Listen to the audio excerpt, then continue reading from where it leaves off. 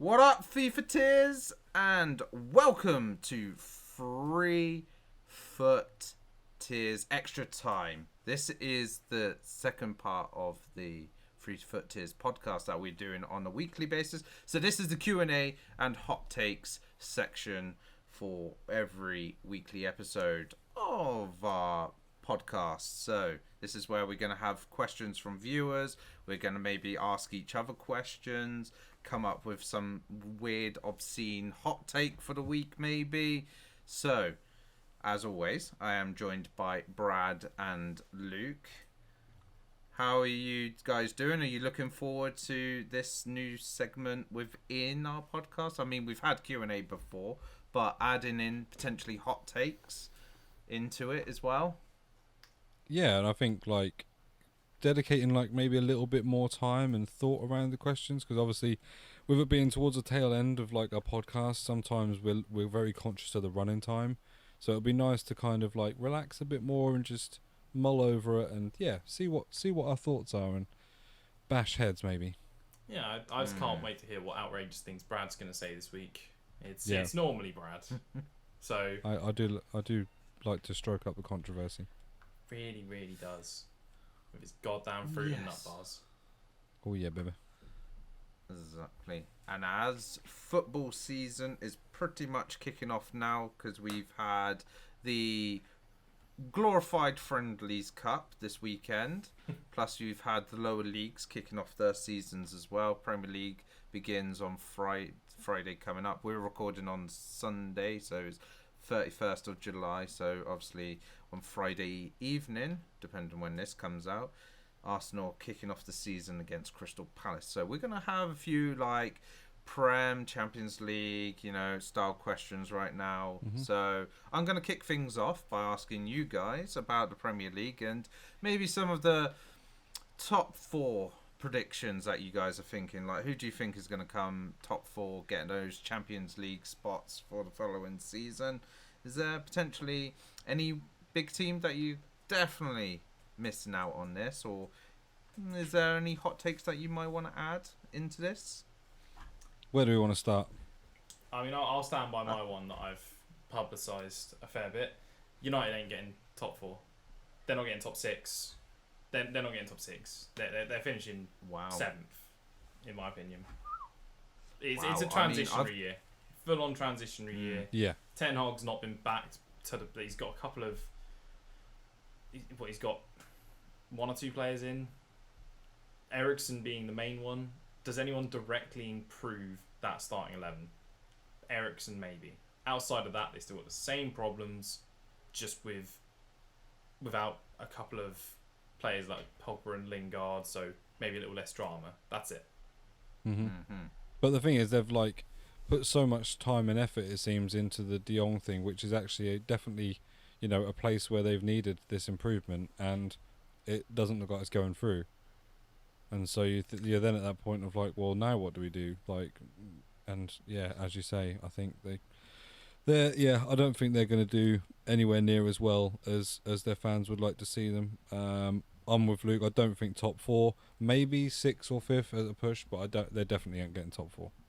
Not a chance. Yeah, my reason totally as well, agree. by the way, is it looks like, and this is going to sound crazy, I think you even referenced it earlier, Moisey, how is after Fellaini for the entire transfer window. He's contacting Cesc Fabregas, got hung up on that for pretty much the entire window, then signed Fellaini and Mata.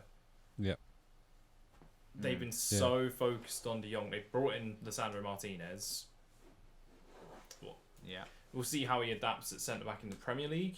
Obviously, small player, memes, sure, laughing for that, but it could work. Nathan Ake's 5'10", and he's 5'11", and he does all right. So maybe that's another improvement. I don't know. I'm struggling. Well, that's it. They've put all their eggs into one basket, essentially, with trying to pursue this De Jong. I do think that this season, I think if they can get rid of CR7, personally, I think they need to get him off the books and just focus on trying to get Rashford, Martial and stuff in the right place, mentally.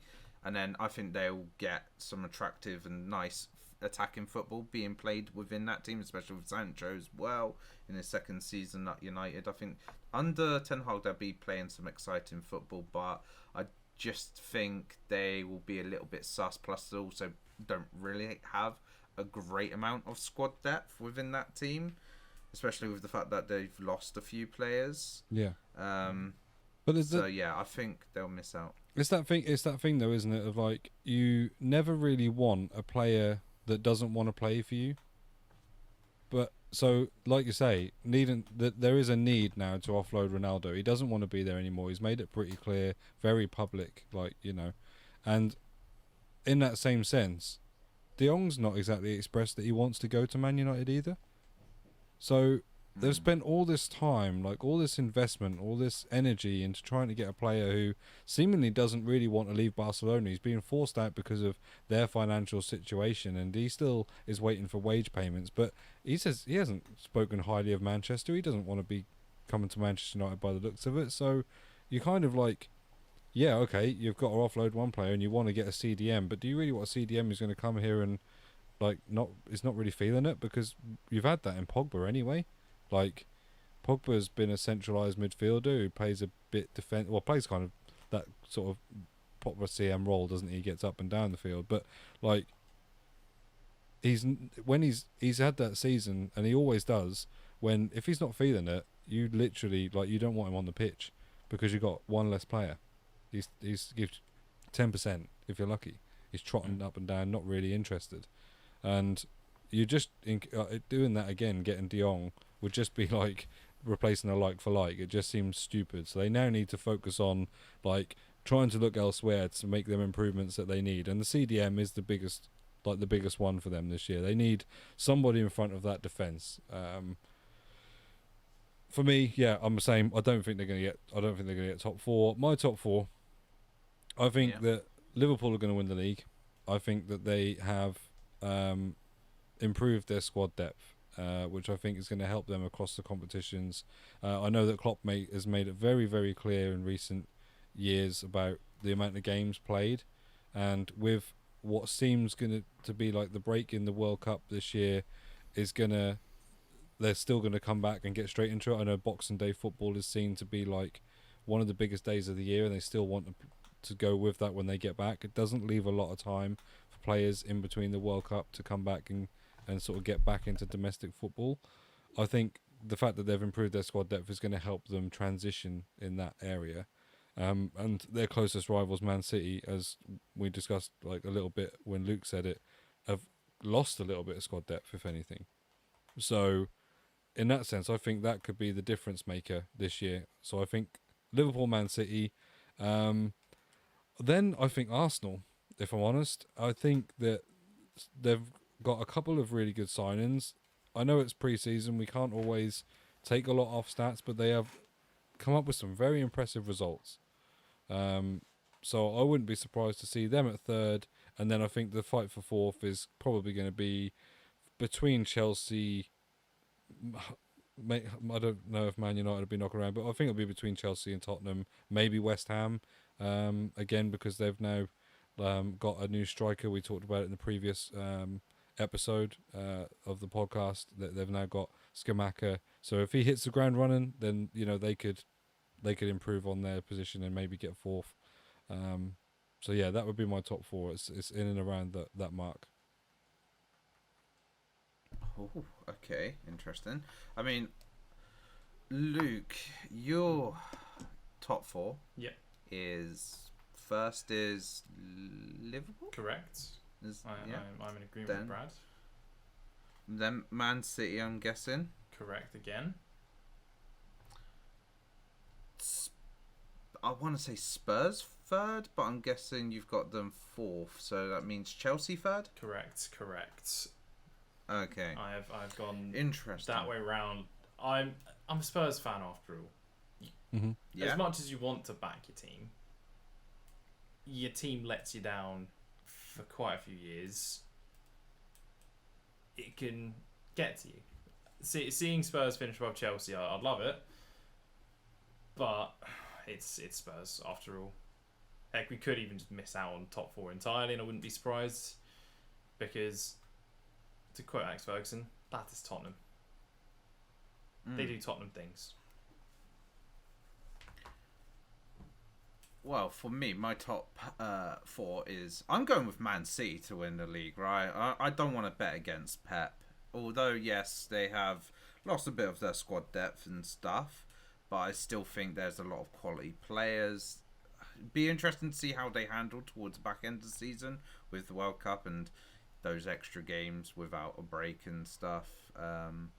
And without the winter break as well, because that's the other thing, is the winter break that we've sort of incorporated now into our league, where half the teams have a week off and then the rest of the other teams have then the following week off. We're not having that this time out as well, so there's not going to even be that little extra week break in I think it's normally January, February time. I think it's February.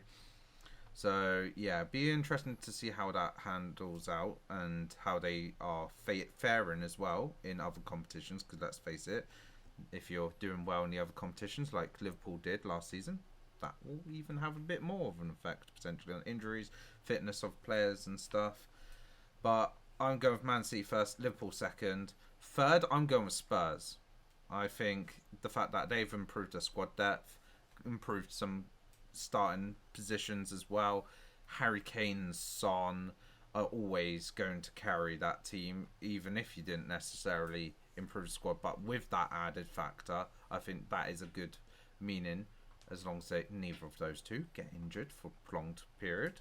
Definitely can see top 3 for Spurs. Arsenal 4 for me. Again, similar to like Spurs, we've improved our squad depth. I'm liking a lot of how we're playing football in pre-season. We seem to be playing a lot more like Man City in terms of a very high line, 2 centre-backs sitting back, the 2 full-backs being inverted, like sitting next to the defensive midfielder, and then just everybody else basically being on the edge of the goal or in the box or something like that, running around each other, so you're confusing the hell out of defenders because they don't know who to mark, because Gabby Jesus, even though he's playing at 9, he's been apparently drifting off towards like the left hand side of the pitch and then running back in, and then doing the same with like Saka on the right hand side. So there's a lot of interchanging going on, and I think with that, I think we'll get a bit more better in terms of results with the smaller clubs. I still think the likes of,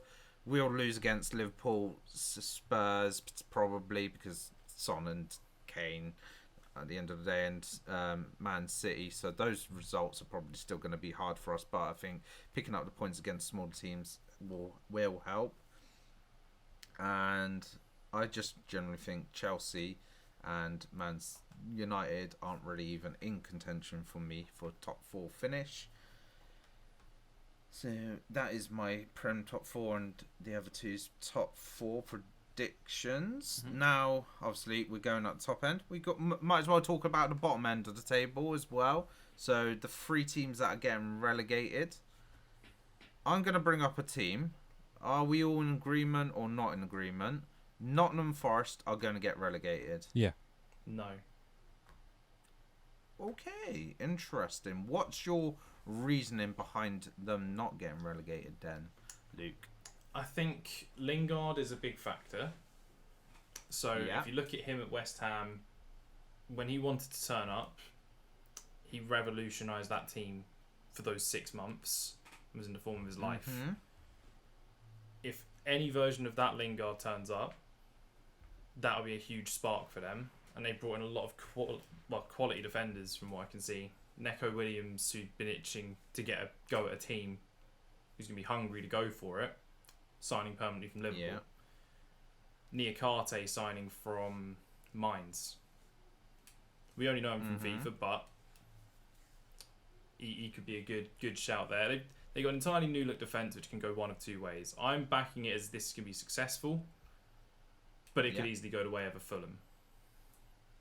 That's how I visualise it in my head. Is it going like a Fulham, a little bit of Norwich as well, because Norwich have done that a few times where they've gone, oh, do you know what? We've been promoted. We've got all this money now because of being promoted.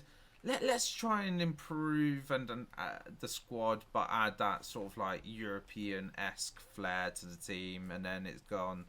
Yeah, too many players trying to gel together at a very competitive high level just ends up backfiring, and they finish bottom pretty much in that situation. And that's how I feel like you look at it on paper and you're like, yeah, these are good signings, but I think trying to get them all to gel together from various different leagues, and there are a few Prem and English league players in there as well, but trying to get them all to gel together whilst avoiding that sort of like relegation situation, I just don't see it working personally. No, I kind of agree, and I think that like when you say about, so one of the key things as well is going to be, and what Norwich don't do is when they've come to the Premier League, Norwich don't play with the same mentality and the same format as they do when they win the Championship quite comfortably. They don't come up and attack teams. They come up and suddenly they almost come into games fearful and like on the back foot straight away. And that the changing the way they play, which has given them success, is I think a dangerous thing to do. I think you need to kind of start the season the same way that you ended the previous season, because that was what worked for you, regardless of your signings, regardless of having to change like maybe the way people play a little bit in your team. You still need to go with that same mentality. And Norwich don't do that, and ultimately they end up way behind before the season's really even got going. And that's what I want. Like that's what's going to be the interesting thing for Forest. Like they need to come into the league and continue in the same vein that they did in the Championship. But Lingard, yes, whilst a good signing for them. I mean, do I understand it? Yes, I suppose I do. He's gone for the money as opposed to the team a little bit. But you know, some people want different things, I suppose. He's going to be a big fish, but I just wonder if that's a small pond as opposed to West Ham's medium pond around him. And like, is he like, although he might have a very high effect on that team around him has still got to perform well enough like the West Ham team did around him, and I just don't know whether that will be the case.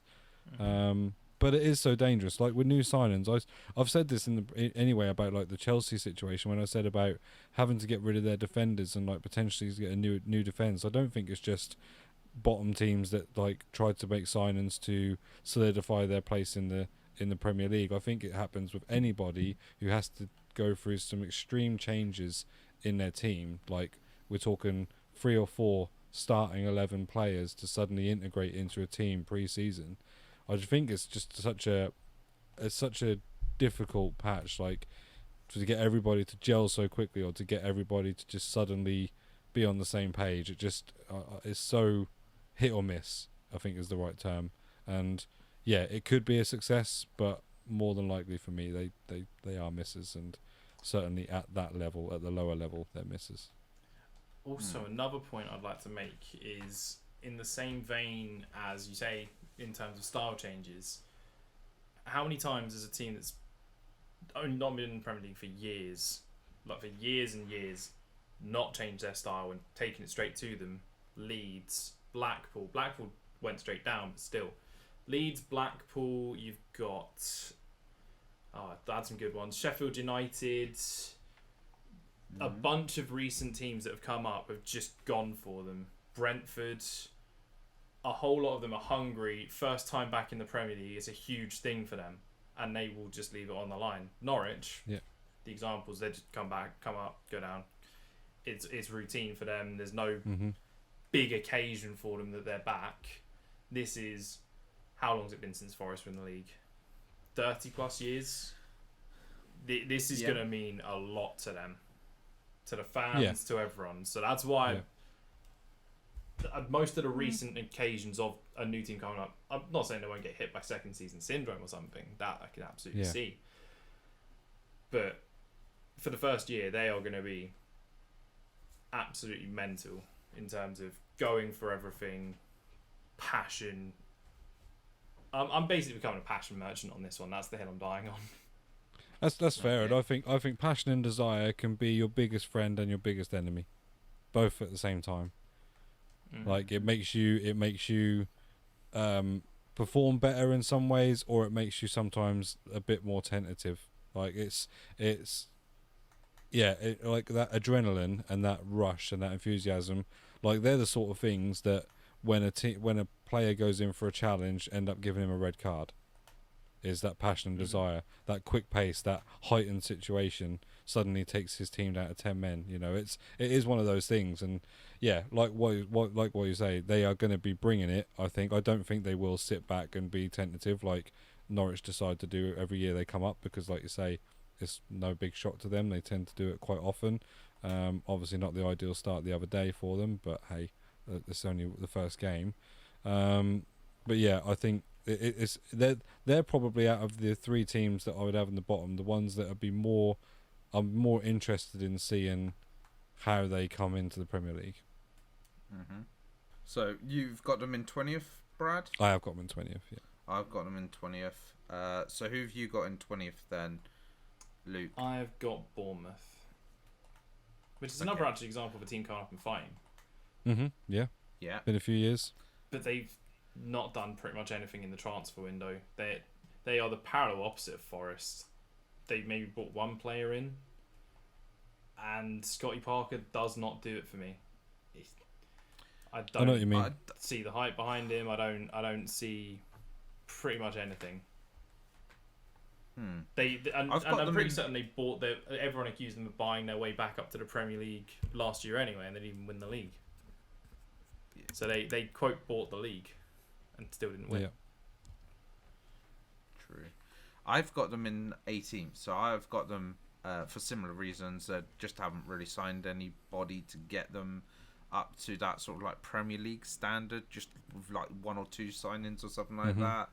I'm not really too fussed about Scott Parker, but yeah, I don't think he's like an exceptional manager like, say, Graham Potter or something like that. But yeah, if they don't make any signings, they're just going to probably end up getting relegated. Slanky could be an interesting one because he's got a little bit of a point to prove within the Premier League. So I think that's why they might not be quite as low down in the table as, say, like a Nottingham Forest for me. But yeah, I can see them going down. Yeah, they're my 19th. Yeah, for that exact same reason, really. I think whilst we say that, like, coming up and buying players just to try and like seem like you're doing something is something that's quite common. Like Norwich bought some relatively sort of, I wouldn't say unknown players, but in terms of like Premier League quality, they didn't necessarily have what you would expect to see. I mean, we didn't know too much about Rashika, and LAJS Links was a little bit towards the end of his career. I think he's like 28, but not really like massively proven even in the French league. So, and I say even in the French league, like it's, you know, the worst league in the world. It's not the worst league in the world, but obviously in comparison of competitive football, there's a big dip in class in the French league within its own league, you know. So I think that they're not making the sort of moves that they probably needed at this point. Obviously, there is still a little bit of time. I think they will. I think if that's the thing for me, that my 20th and my 19th are those two, but it could easily be switched the other way around. But regardless, they are my bottom two. Okay. Luke, what's your 19th then? My 19th is, I mentioned second season syndrome. They've not replaced the creativity void. It's Brentford. Yeah. Eriksen's going to definitely be sorely missed at Brentford. I think Eriksen is actually a big reason why they stayed up last season, because they were sort of like teetering on that sort of like edge of looking like they're having to be fully in a relegation fight, but then Eriksen came along and the results picked up and they just went on these like mini win streaks and stuff, and they just went up the table and comfortably sat in that sort of like middle of that bottom half, you know, where it's like you got your points but you're not actually in a relegation fight. Whereas in this season, second season syndrome, and I even will predict that Ivan Toney will leave Brentford at some point this season, whether it's during this transfer window or January transfer window, which then will exacerbate the situation as well. The question is, where do you think he'd end up going? Where would be a place that's going? A rival team, so maybe potentially Everton. That's what I was going to say. Maybe Everton. Yeah. How much? Yeah, I was to say how much transfer funds, but then obviously it's sold Richarlison. Richarlison have not really done a replacement, have they? How much of that is FFP related? Because they had to sell Richarlison to get in FFP guidelines. How much they actually have available? That's true. Yeah, that amount. Because last year they had to only spend about $2 million on Gray and then free transfers. Yeah.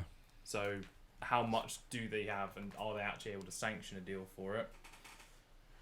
The one that looks to me, the one I would think, is a return to his former club, and that being Newcastle. Who's Newcastle's striker options at the moment? Chris Wood, no.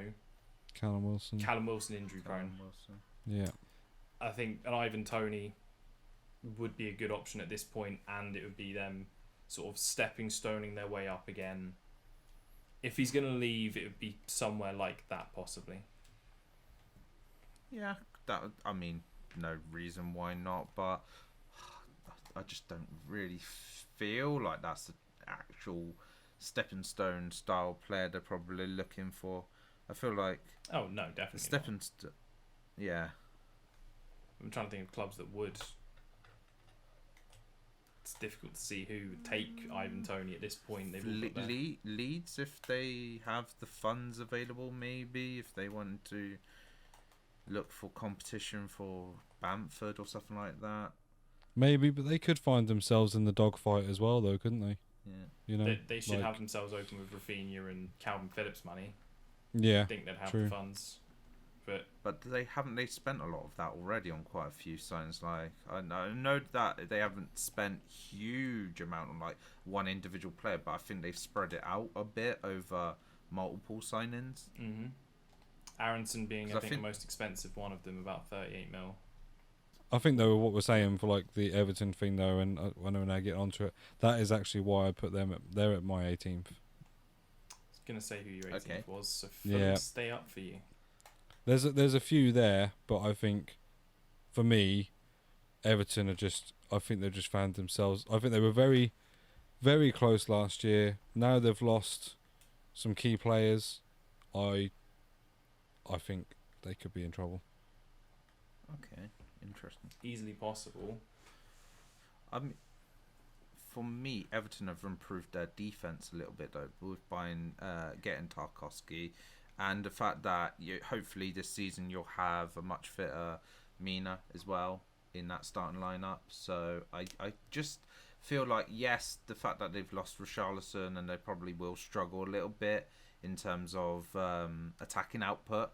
But I think defensively they will be a much better side this season. So I think they won't be in that sort of relegation contention. I just don't see it. I just think that their situation just as a club, I think, is gonna be a bit sort of demoralising, and I just think that I think they're in trouble. Okay, what's your final team then, Luke? My final team is Southampton. Oh, okay. See, that team I can see being in a relegation fight. I think there's definitely a few. There's definitely a few contenders this year. I think, like, obviously, it may well be that some teams that have made little moves end up being such a big difference to the team. And until we sort of see how the season starts out and how teams shape up, we're not going to know. But for me, like, there's Leeds, there's Bournemouth. Oh, we said Bournemouth and obviously Forest, but Brentford, Southampton. There's even Fulham. There's a few. I think there's like 3 or 4 teams around there that could really be like what we did last year. There were like 3 or 4 teams just trying to escape that 18th spot, and I think it could be a similar situation this year. I mean, Brentford was 19th for me. So to finalise, mine is 20th is Nottingham Forest, 19th is Brentford, 18th is Bournemouth. Brad? Yeah, so my bottom is Forest, or Bournemouth. But I think bottom for me Forest, but then Bournemouth. But that could be either way. But that is definitely my bottom two. My 18th is, as it stands, Everton. But I do think that is going to be a tight 4-team area between potentially them, Leeds, Bournemouth, and Fulham. Okay, and Luke? Mine is Bournemouth 20th, 19th Brentford, and 18th will be Southampton. Okay. And I think one only other thing I'd maybe like us to predict for the Premier League is top scorer, so Golden Boot winner. Who are we thinking is going to win that Golden Boot at the end of the season? I am going to say Harry Kane. Oh, okay. Sure, that's a name I wish I'd mentioned actually when Brad was talking about players not wanting to play for you earlier. Harry Kane didn't want to play for Spurs and didn't contribute for a good couple games under Nuno. That is true, yeah. That is true. Mm-hmm. And look what happened. He turned the corner and great things happened. And then now possibly even talking about a contract renewal. So, who knows? Do you think any of that was to do with Nuno? Do you think any of that was to do with... I think it's just he wanted to move to City, mate. He wanted to move? Yeah, that's what I mean. Like, City. He just wanted to win trophies. Trophies, yeah. That's the thing, isn't it? It's tough because, like, if he probably knew then what he knows now and sees your position as a club, then he probably wouldn't have even entertained the idea. But obviously hindsight's a wonderful thing, isn't it? So now he's probably not regretting his decision at all. But yeah, it's one of those things that I think he was in a tough predicament and maybe wanted to think that he was needing to make a move for his own career in terms of, yeah, like you say, the trophy cabinet. I wish I had this question posed to me before I saw Erling Haaland hit the bar from 6 yards, because I had this guy like scoring 30 goals fairly easily this season, but it's not. I don't. It's one of those things, and I think we talked about it when we talked about him coming in. I mentioned like the arrival of players like Shevchenko and that when they came into the Prem, these top class players didn't quite hit the ground running. We had like the bad Fernando Torres and the good Fernando Torres, and I just wonder like, is he gonna like struggle with this hype that is around him at City in this first thing? But it was only it was only the Community Shield, but it was the Community Shield. It's not the week in week out league, and it is Liverpool that arguably, is their biggest rivals for the season. So, that being the case there, but when they come up against a Bournemouth, is he going to go and net 4? Quite possibly, So I will still have to stick with the fact that I think Erling Haaland is going to be the top goal scorer, despite the fact that I think Liverpool will win the league. So I think Liverpool's goals will come across all their forwards. I don't think it will just be from one player. But I think Haaland will be and what clearly looked like, even though he missed it, goal poachery type forward for Man City this year. And so for that reason, he's my Golden Boot winner. What I'll say about Haaland is, do you think he'll suit their style of play based off what you saw in the Community Shield? Haaland looks more like he wants to sort of be a getting behind, counter-attacking style player. Yeah. And his runs were largely getting, not flat out ignored, but they weren't getting picked up. No. So do you think it's going to be a style issue for the first part of the season maybe, and then it will pick up? Or yeah. I definitely see that from that game, they've got some things to work on in terms of his movements, because like you say, like from what we know from Man City, they kind of go left to right round the sort of edge of the box, don't they? If they can't get the avenue in from the left, then they play it round the outside of the box, get it round to the right, and generally they are a bit like what we call cutback merchants essentially, and you know, from the other than the occasional goal, it's kind of like a pass it here, create that space, pass it along the box, someone taps it in. And yeah, he's not looking for that. He's looking for that forward run through the middle. That's how he wants to play. And we saw a similar thing with that with Timo Werner when his first season with Chelsea. Like, that is how he liked to play. He liked to play off the last man, use his pace, and Chelsea didn't really play to that kind of strength, and he struggled. So then he got moved to a wing to think like, well, if we're going to play him behind him, let's put him out wide, and then that didn't work out. So is that going to be another case of that? Is he going to be the same? Is he going to be looking to run through the middle, but it's not going to work out? So they maybe say, well, okay, we'll maybe move you a little bit wider, and we'll let like Foden or someone else come in and fill that sort of spot when you go for those runs. Does that then mean that actually he'll provide assist rather than scorer? I think they've got a lot to work on in terms of how he's going to fulfill the requirements of a striker in that side. It's just how long it takes for him to adapt, really. Pep's I don't think Pep's going to bend to him suddenly doing that. It's going to be more.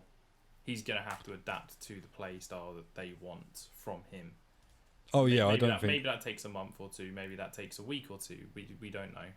No, Pep doesn't strike me as the type to, like, be not held to ransom, I suppose, by a player of, well, I need this provision, I need this, these players need to provide the ball to me this way.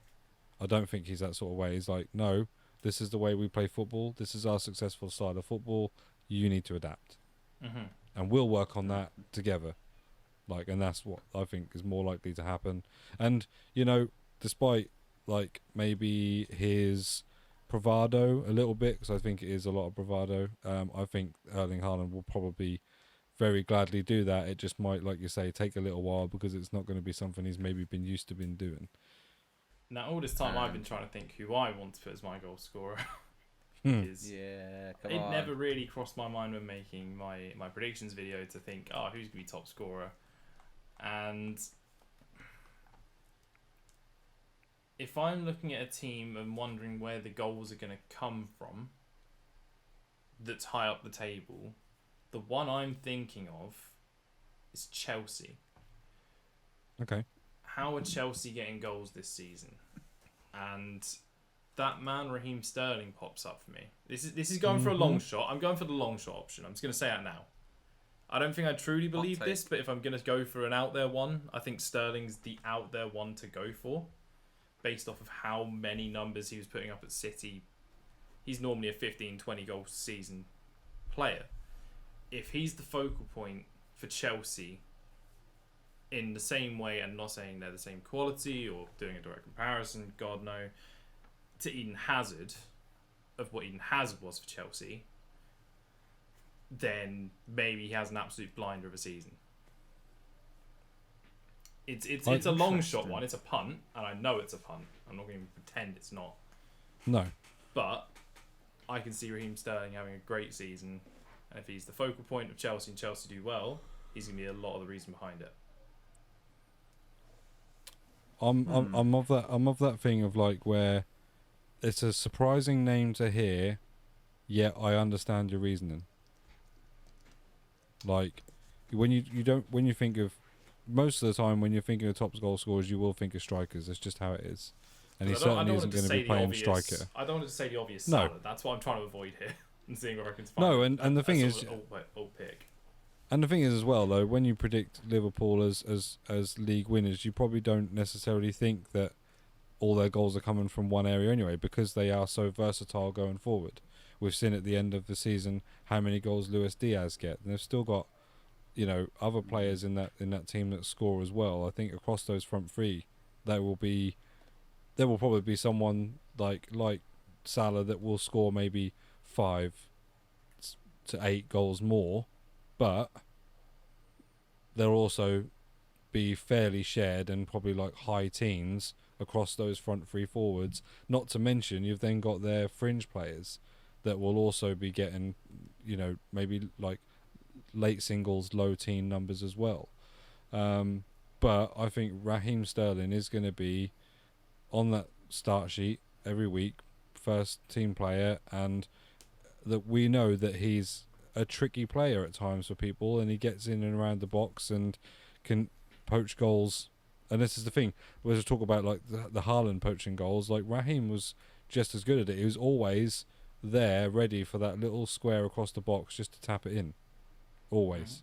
So his mind, his strike, his brain in terms of his positioning as a striker is brilliant. Obviously, he doesn't suit necessarily a striker role. He is mostly played as a wing for his career, but he knows how to get in that position and knows how to make it difficult and where to be. So I've definitely, I don't disagree with it. It's a very like you say, out there take, and I definitely, it's bold, like, but you know what?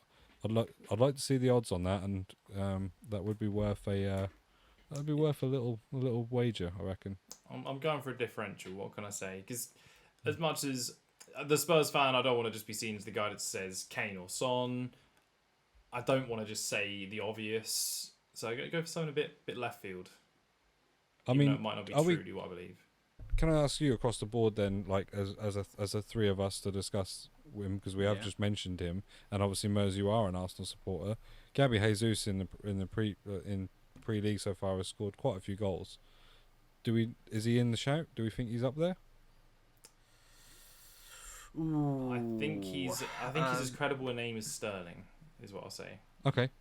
Yeah. He's in the same sort of bracket as saying Sterling. Yeah, I think that's the left field choice. After seeing some of the preseason with Gabby Jesus, he's starting to prove the doubts that I had wrong. Mm-hmm. And I think he could get into the high teens, but I think Golden Boot winner is going to be in the 20s again easily. So I don't think he's going to be quite on that level. Definitely probably top 5 maybe, but not Golden Boot. So if I, and I'm in no way anybody listening to this podcast encouraging gambling at all, I'm just going to mention to you that how the odds stack up for these players. The way the odds checker sees it is Haaland is 11-4. So essentially he's 3-1. Right, is the easiest way to think of that. To be the top goal scorer. No surprises. We know Man City score loads of goals. He's the new wonder kid. It's not surprising. Next is Mohamed Salah, who's 9-2. So essentially it's 4.5-1. And Harry Kane third at 5-1. So not a lot between Salah and Kane. The next one down, which then goes to 12-1. So like double the odds, or more than double the odds of Kane, is Gabby Jesus. He is 4th favourite for the Golden Boot. Equal with Darwin Núñez. Which I think is bold, because I'm not sure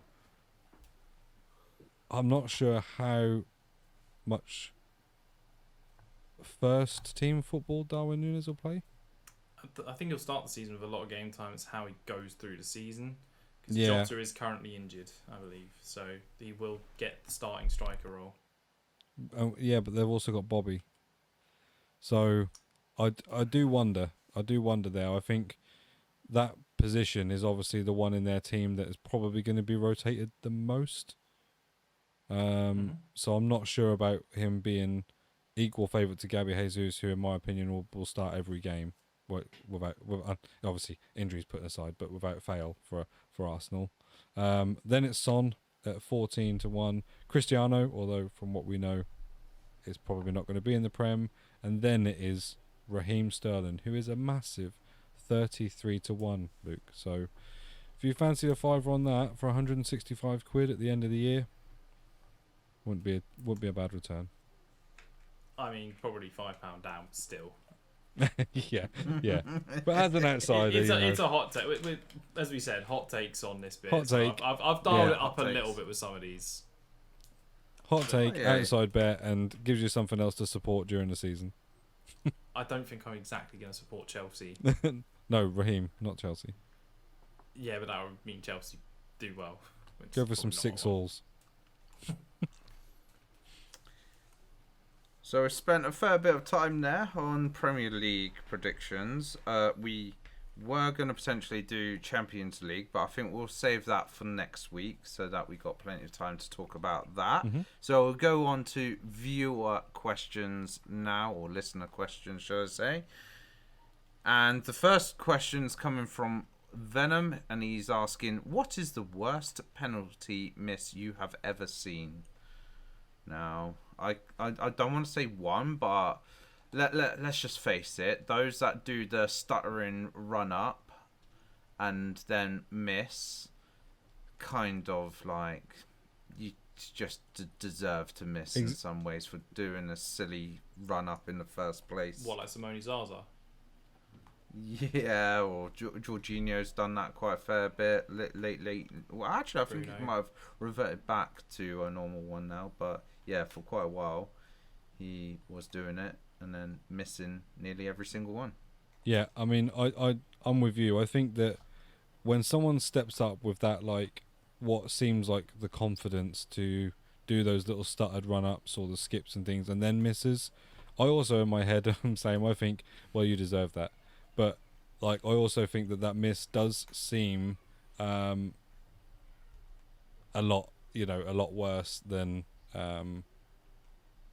a normal penalty miss, because they've done all this thing to, like, whatever it is, to throw the keeper off, or sometimes it's just their way of taking it or whatever. But even still, it just makes it look 10 times worse. I've got 3 that I'm considering. Oh, okay. 3. Okay. 2 of them because it happened it happened to rivals. So okay. It happened to Chelsea and to Arsenal. And the third, and I think the Arsenal one is the worst.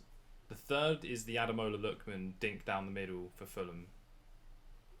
If anyone remembers that one it was Premier League last minute. I do remember that. And he just dinks it down the middle, and I think it was Tim Krul of all people. No, not Tim Krul. They weren't even at the same time. Who was it?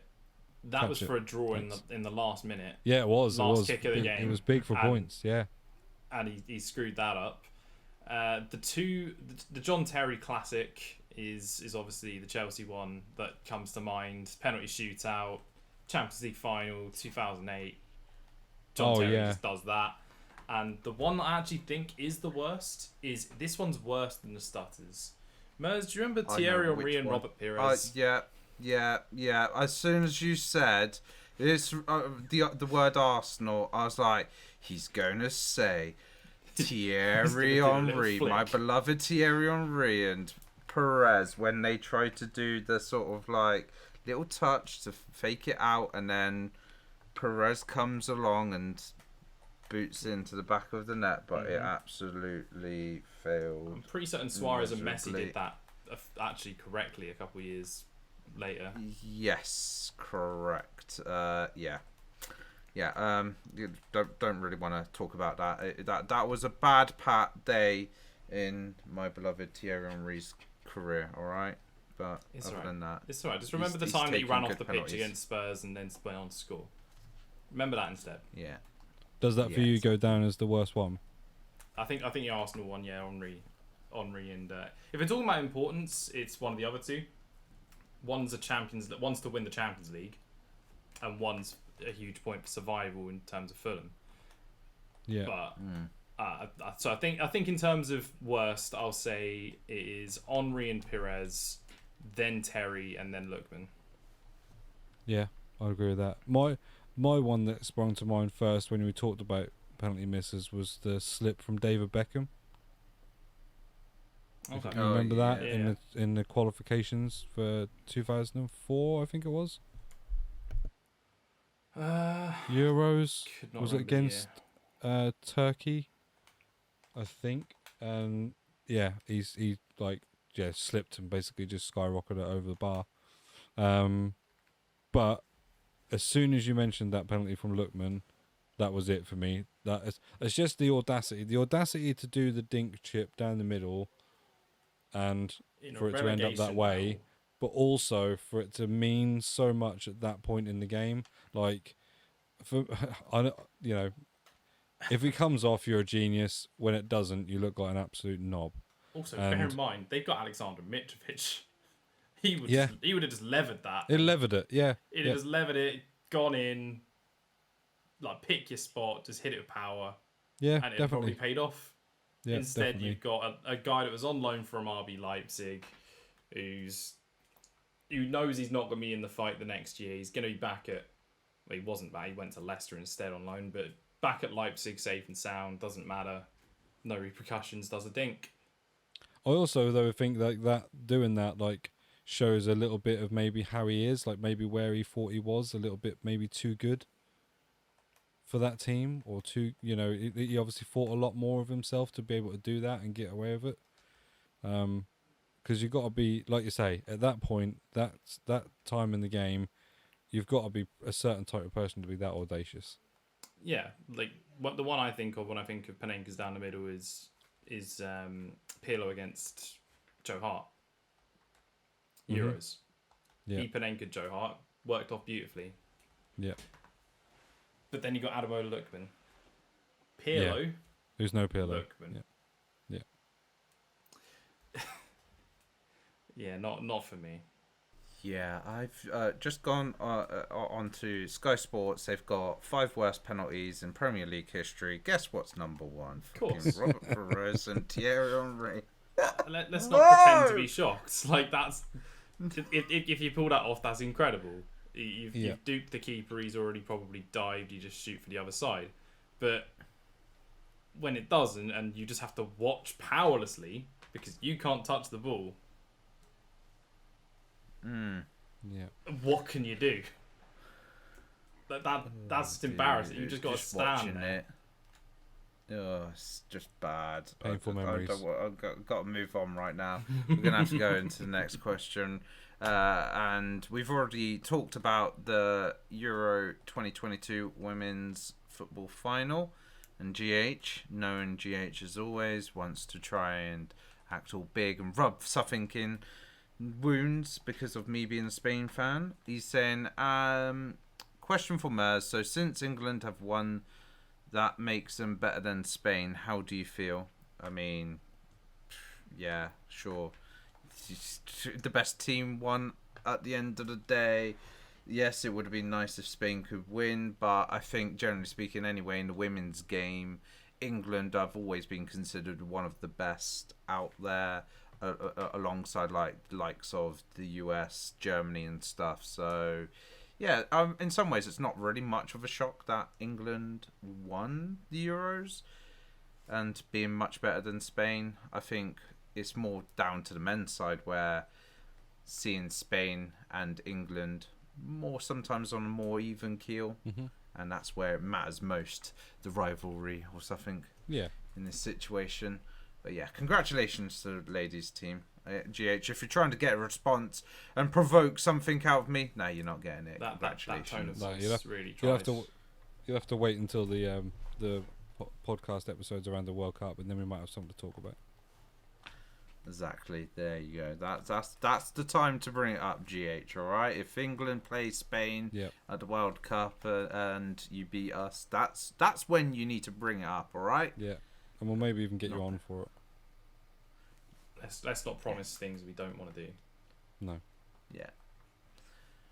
But other than that, we haven't really got any other questions from the viewers. So, guys and ladies and gentlemen, if you are listening and you want to submit any questions for us in future episodes of the Free Foot Tiers Extra Time, please feel free to join our Discord. That is the best way to send us questions, as that is normally where I'm looking to get them. Sometimes I will put it out on Twitter. Also, potentially, we are going to be starting doing some YouTube shorts and TikTok shorts and stuff. So maybe potentially can pull a few questions from there as well. But in the meantime, the best place is in our Discord, which there is a link over on our Twitter and also in the description down below. But thank you everybody that has listened to this new segment of our podcast and new weekly episode that we're doing. Thank you very much. Appreciate it.